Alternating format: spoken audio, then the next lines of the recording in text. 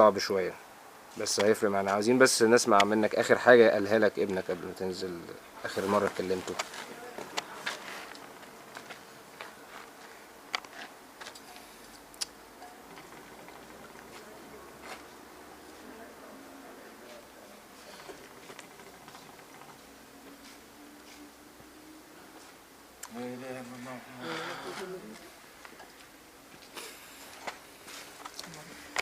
صلى على النبي.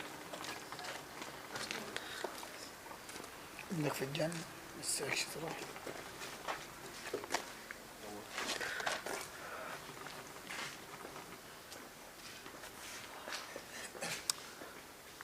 اخر حاجة ضربته بالقلم عشان يلحق الاتوبيس.